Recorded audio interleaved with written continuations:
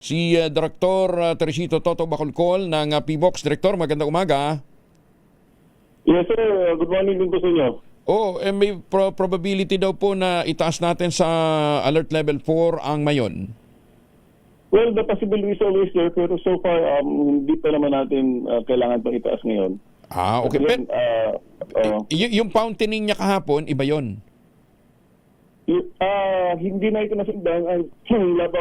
Lava fountain kahapon ay masyadong mabilis. 35 seconds lang and maabot lang ito ng 100 meters. So, hindi pa to enough to say na kailangan nating itaas na kasi meron ng mag-transition na to an explosive eruption. So, again, masyadong maigsi yun. Yung duration, 35 seconds dapat several minutes and then hundreds of meters yung lava fountain dapat continuous. Hindi kaya ano yun? Phreatic lang siya? Nagkaroon lang ng interaction? Hindi. Hindi? Hindi. Parang short burst of gas. Okay.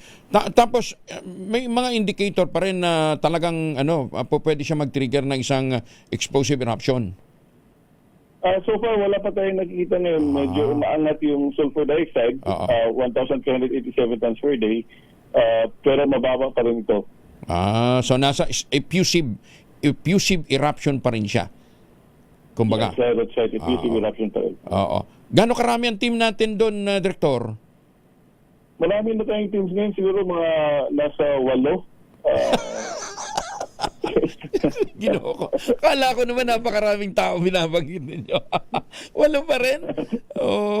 Sa bagay, sa dami na minomonitor ninyo, na vulkan at saka typhoon earthquake area. Ay, Ginoo. Sa mga natin, policy makers natin, bilisan naman ninyo ang pagdagdag ng tao ng PBOX. Ay naman. Yung 8 na yon, 8 team o 8 tao? 8 tao. Kung Ginoo. 8 tao nagme-monitor doon sa pumuputok na bulkan 24/7. May mga tapos meron tayong galing din sa main office na nag-go around right now. Nag-mapa yung hazards and of course at the same time nag-information dissemination campaigns din sila. Gaano karami, ilan na bang staff talaga ng PBOX yun? 252. 252. Tapos kalahati pa rin yan, job order. That's right. Pero yun na nga, i-request na namin to sa DBM, sa civil service. Kaya sumasama loob natin lalo pag naririnig natin na naibulsa yung pondo sa flood control. Samantalang sa PBOX po kailangan ng tao para sa modernization. Tapos ang entry level nyo nasa 20,000 pa rin, Director? Yes, more. Yes.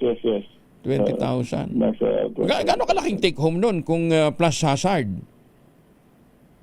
Siguro mga 30. Aabot naman siguro ng mga 30,000 siguro. 30,000. Ay siya, sige.